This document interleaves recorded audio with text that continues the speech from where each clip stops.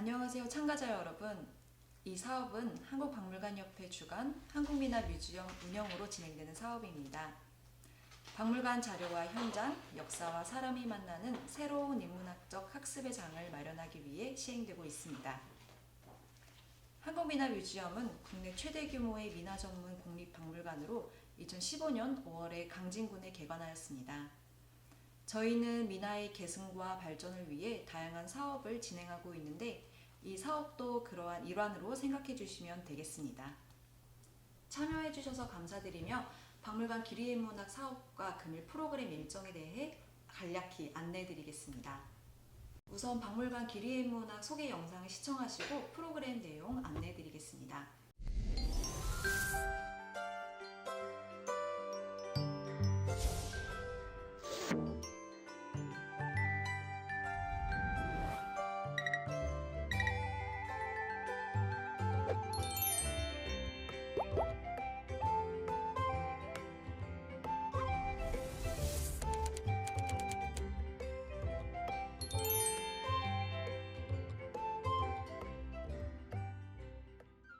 여러분 박물관 기리인문학에 대해 알아보셨으면 이제 금일 프로그램 내용에 대해 말씀드리겠습니다. 심화과정은 세와 시대별 변천 과정을 기록하다라는 주제로 감상 및 체험이 진행됩니다. 그럼 이제 민화란 무엇일까요? 라는 소개 영상을 보고 진본 민화를 보면서 그에 대한 이야기를 나눠보도록 할까요?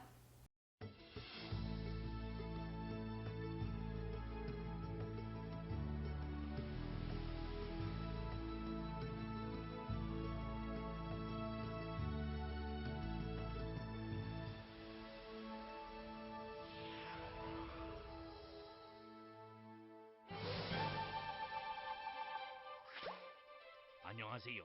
한국민화뮤지엄에 오신 여러분 환영합니다.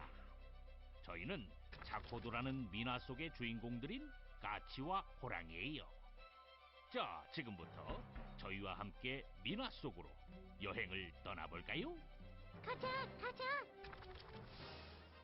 여러분, 이 그림들을 왜 민화라고 부를까요? 몰라, 몰라. 민화라는 이름은 백성민자의 그림 화자로 이루어져 있어요. 이 두 글자가 합쳐지니까 백성들의 그림이라는 뜻이 되지요.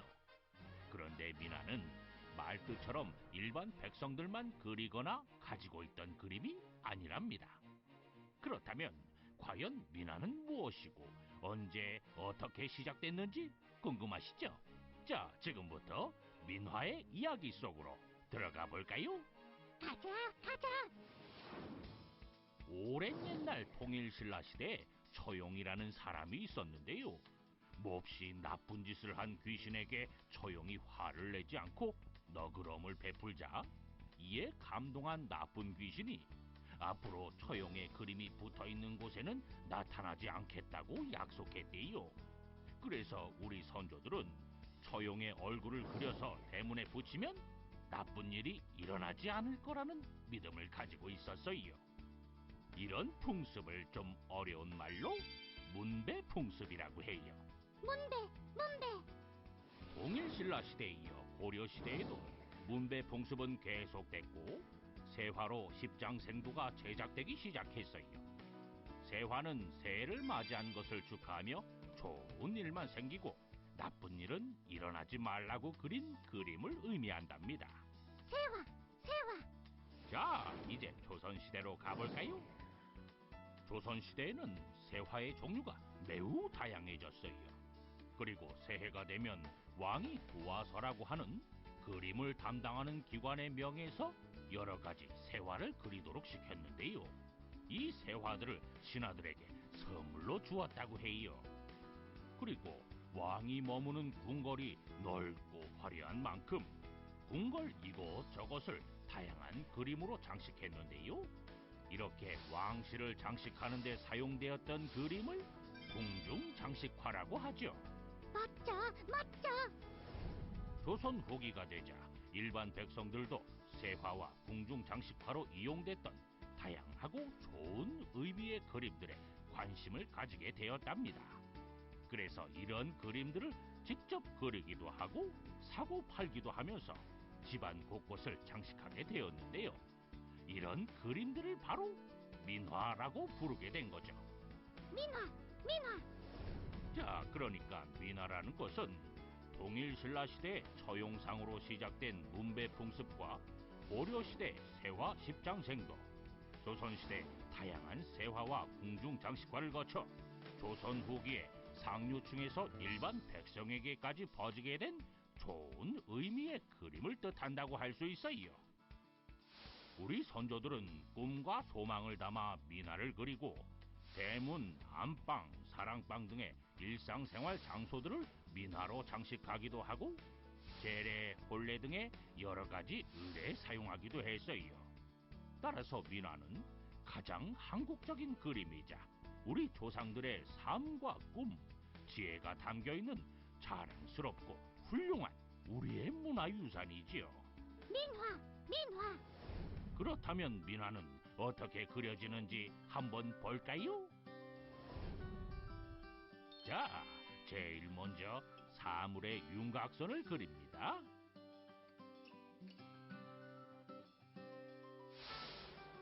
그 후에 넓적붓으로 바탕색을 칠하지요. 종이가 마르면 흰색부터 짙은색 순서로 색을 칠해줍니다.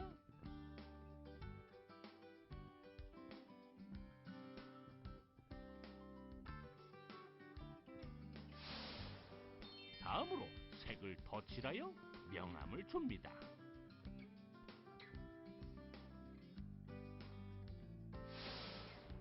마지막으로 윤곽선을 다시 한번 교정하여 완성하면 된답니다. 어때요? 멋있죠? 멋져, 멋져. 이렇게 그려지는 민화는 그 종류 또한 다양하답니다. 그리고 각 그림마다 담고 있는 의미도 다양하지요. 자, 그럼 지금부터 한국민화뮤지엄의 다양한 민화 작품들을 실제로 보면서 좀 더 자세히 알아보도록 해요. 여러분, 안녕! 안녕, 안녕.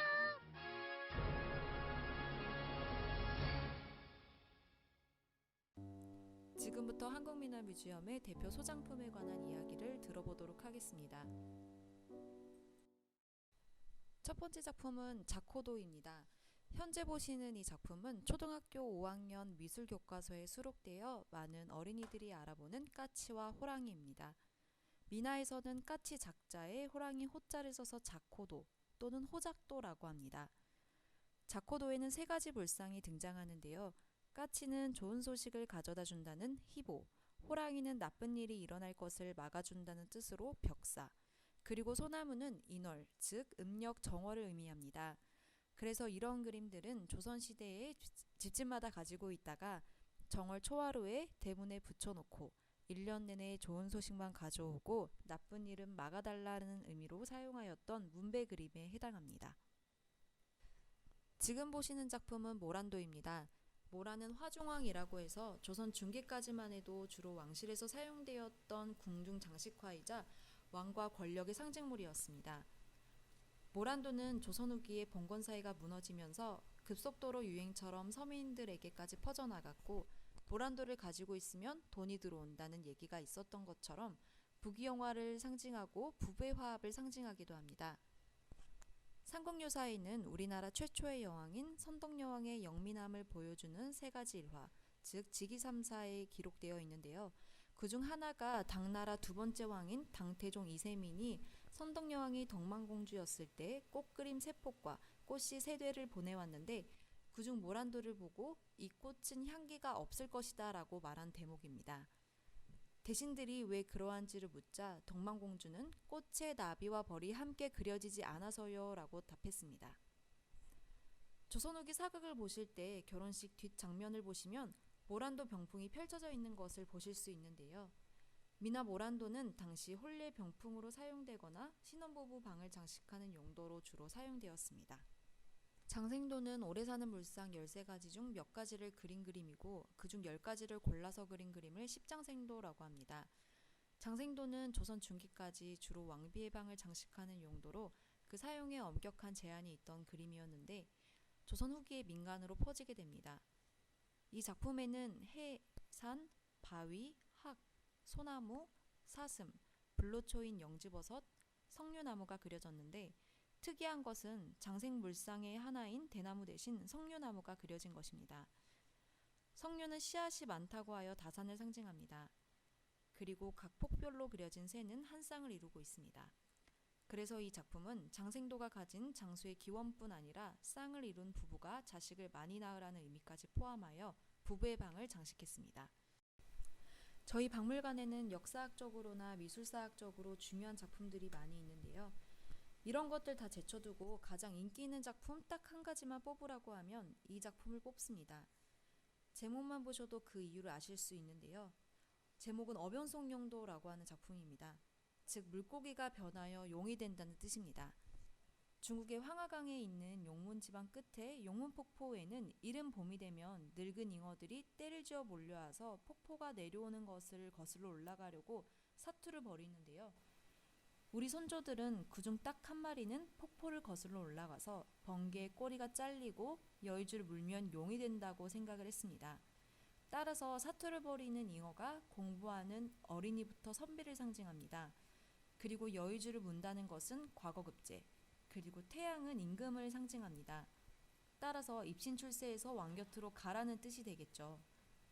요새는 승진을 앞둔 분들이나 시험을 앞둔 학생들에게 떡이나 엿을 선물로 주지만 조선시대에는 이런 그림을 크게 대라고 어릴 때부터 아이 옆에 붙여두었다가 장성하여 선비가 되어 과거길에 오를 때 이 작품을 떼어내서 가슴에 품고 시험장에 들어갔습니다. 그리고 과거에 급제하고 당상관 이상, 그러니까 현재로 따지면 군수 이상의 고관대직이 되고 나면 가장 아끼는 후배에게 생겼을 때 물려주는 것이 관례적이었습니다. 그래서 입신출세와 시험 합격을 기원하는 그림입니다. 많이들 질문하시는 것이 실제 잉어에게는 없는 효와 이가 함께 그려졌다는 점인데요. 아직 사투리에 이 표현이 남아있습니다. 흔히들 쎄 빠지게 고생한다는 표현 들어보셨죠? 그래서 이 그림도 혀가 빠질 정도로 이 악물고 노력하여 입신출세에 도달하거라 하는 뜻을 담고 있습니다. 이 작품은 부엉이 효자를 써서 효도 또는 작품 내 기록처럼 부엉이 치자를 써서 치도라고 합니다. 요즘 현대인들 사이에서 부엉이가 그려진 물건이 인기가 많습니다. 신혼집이나 이사선물 1위가 부엉이가 들어간 물건인데요. 그 이유가 지금 보시는 바로 이 그림에서 나왔습니다. 민화에서 부엉이는 먹이를 쌓아두는 습성 때문에 재물을 불러 모은다는 뜻과 부엉이를 부흥이라고도 불러 부자처럼 흥하라는 의미로 그려졌습니다. 또한 밤에 눈을 뜨고 있어서 재물이 나가는 것과 건강이 나빠지는 것을 막아주고 지켜준다는 의미가 있습니다. 그래서 우리 손조들은 곳간을 비롯해 집안 곳곳을 부엉이 그림으로 장식했습니다. 네, 이제 영상을 보면서 체험을 해볼 건데요.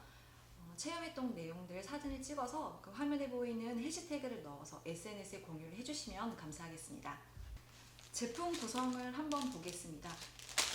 비닐을 열어보면요.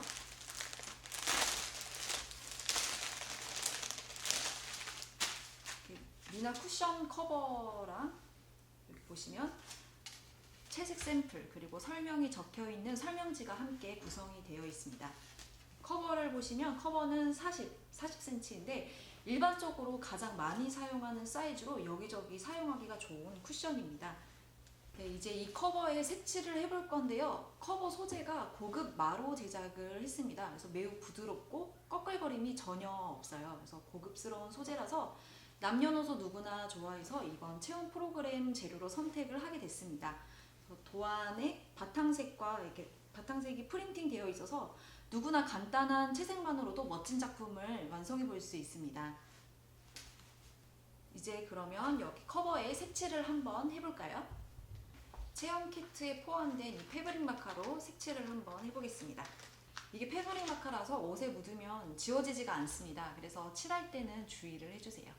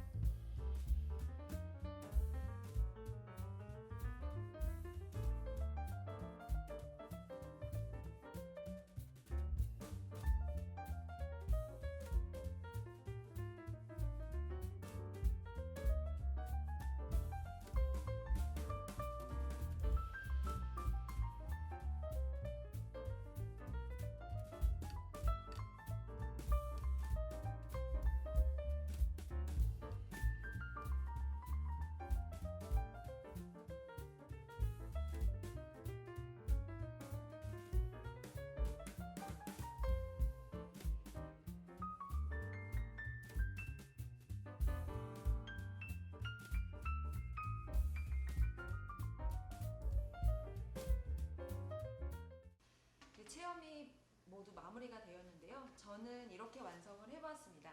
여러분도 영상을 보면서 재밌게 체험을 했으리라 생각합니다. 이제 이 커버는 깨끗한 종이를 두고 다리미로 한번 다리면 색이 빠지지 않고 오래갑니다. 네, 프로그램에 참여해 주셔서 감사합니다.